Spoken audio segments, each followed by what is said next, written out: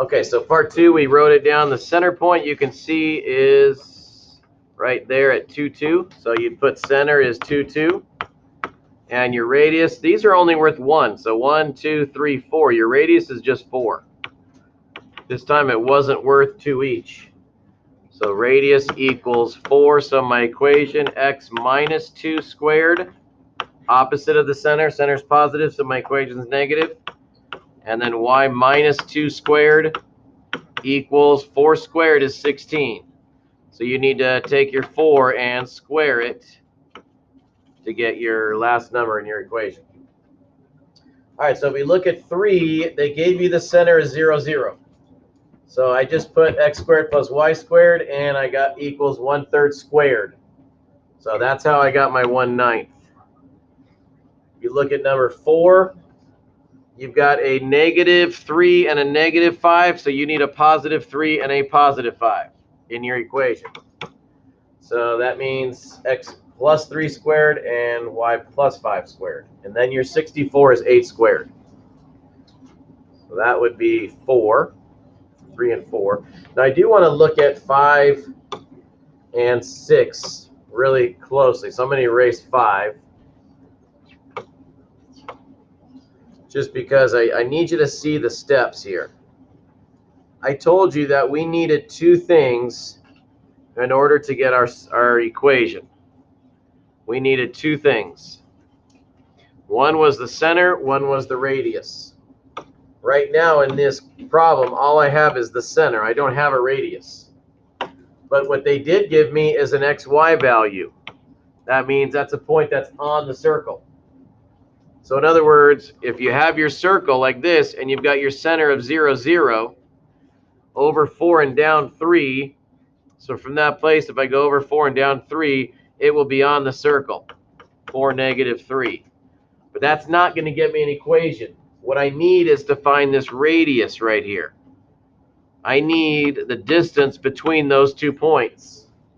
So what I have to do is find my radius by doing r equals and then do the big square root distance formula, which is just x minus x squared. So I could do 0 minus 4 squared plus, and then y minus y squared would be 0 minus -3 squared.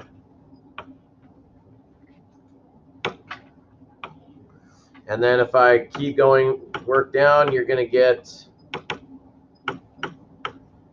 -4 squared is 16. And these are going to be both pluses, so you're going to get 3 squared, which is 9. So your radius is going to be the square root of 25, which we know to be 5. So now you have enough information to find your equation. You now have your center of 0, 0, and you have your radius of 5. So you're going to use your equation is going to be x squared plus y squared equals, and then you need to do 5 squared to get your number over here, 25. So that is your number 5 there. You had to first find the radius.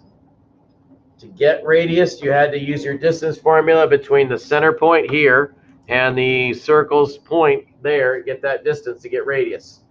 This is your r right there. You could have used Pythagorean theorem to get r as well.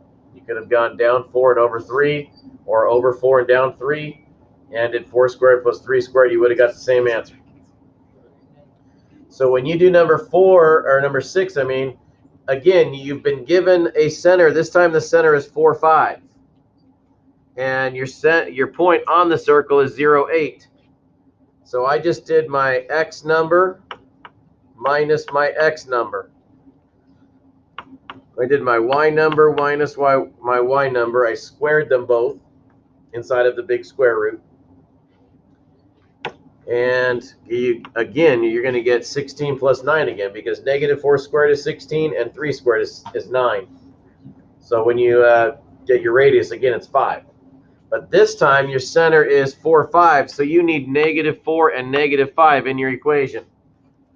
You need x minus 4 and x minus 5 inside of your equation.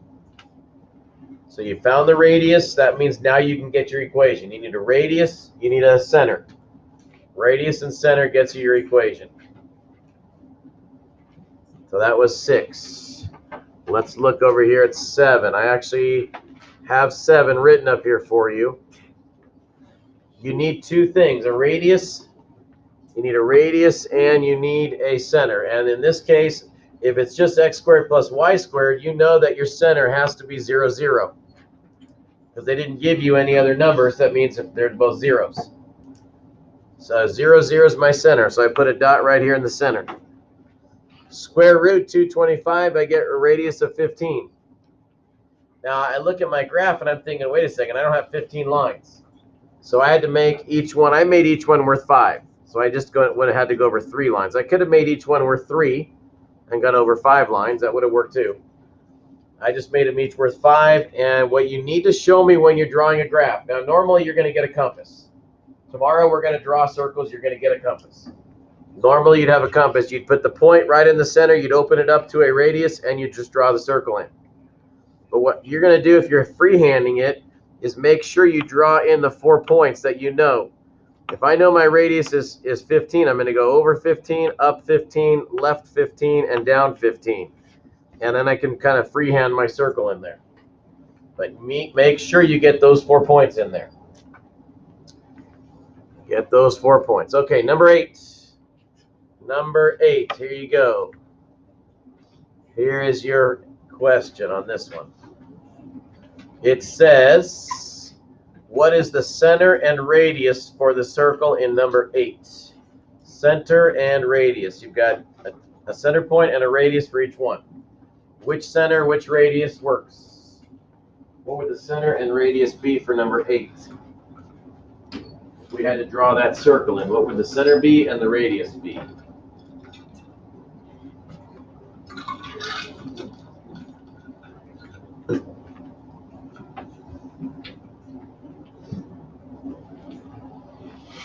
Center and radius.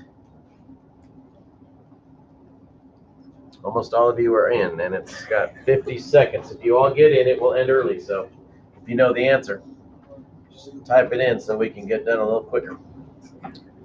Center and radius. There you go. Good job. And 26 of you did good.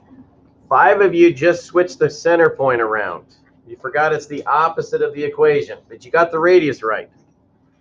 So the center point has to be 3 and a negative 2. It's got to be the opposite in there. If it's a negative 3 in the equation, it's a positive 3 in the center. If it's a positive 2 in the equation, it's a negative 2 in the center. And if I square root this number, my radius is 4.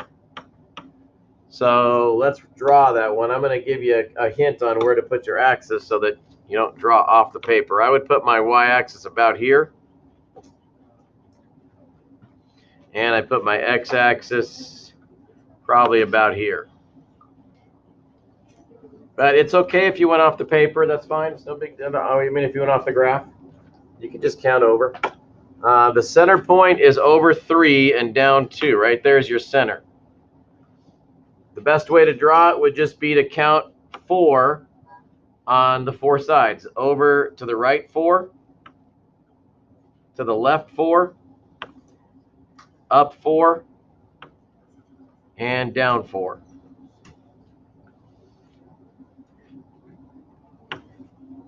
And then just kind of freehand your best circle that you could come up with.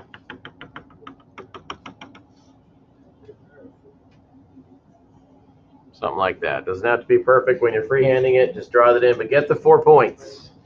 Get these 4 dots on there. You know those have to be on the circle. Okay, we're not doing 9 and 10, so you could actually skip those. We might come back to those, but you need completing the square on that one. We're not going to do that just that now at this point. We will look at these bottom 2. Okay, the bottom 2, they're important ones. You might want to look at them. This is part of what this chapter is about. Trying to find out where the point is located in the relationship to the circle, where it would be located in relationship to our circle. So if we have a circle that is centered at the origin, centered at the origin means you got a 0, 0 point. So I got x squared and y squared. and my radius is 6, that means it equals 36 because it's r squared. So if it is on the circle, then it would equal that 36. So if you plug this -4 and +4 into your x and y values here, into this x and this y value, then you should equal 36. That means it will be right on the radius. It'll be right on the circle. But when you plug a -4 and a +4 in there and you square them both, you get 16 and 16. And when you add those together, you get 32. That is not equal to 36. So we disproved this statement because it is not on the circle. Just out of curiosity, where do you think that would be located? 32 is not 36. 32 is less than 36. So if I drew the circle and I drew the point, where do you think the point would be? Inside or outside? Because it's not on it, so it's either inside or outside. It's one of the other two. Inside is right. It's less than the radius squared. It's less than r squared. It doesn't quite get to the radius. If you square rooted 32, you're going to get like 5.6 or 7. And that's going to give you inside. It's not going to get to the radius of 6. So that would not be outside. It would be inside. It would not be on it either. So we just proved it. It's not on. This said on, and that was wrong. Okay, that was incorrect. Number 12, though, they're saying that point -1,2 is on this circle. A couple things I want you to see about this one. First off, notice the center point are both negatives, so your equation is both positives. +4 +1. Notice that first. Second thing, notice that your radius is 3 radical 2. Okay, what that means is you're going to have to square 3 radical 2 to find out if it's inside, outside, or on. When you plug in the -1 into x and the +2 into y, you're going to end up with a 3 squared, which is 9, and another 3 squared, which is 9. So you're going to get 9 and 9 is 18 on the left side there. So when you plugged it in, we got 18 right here. The other side, 3 radical 2 squared means you had to write it twice. Only way to square something is to write it identically twice. Then you can multiply it together. So you're going to get 3 times 3, which is 9. That's this one right here. And then you're going to have radical 2 times radical 2, which is 2. It's technically radical 4, but what is radical 4? 2. Radical 4 is 2. So 9 times 2 is also 18. You just proved that it is on the circle. It is the same length as the radius. So if you plugged in the point, it was the same length away as your radius was. So that one was proved. All right, let's look at the last one. Let's stop.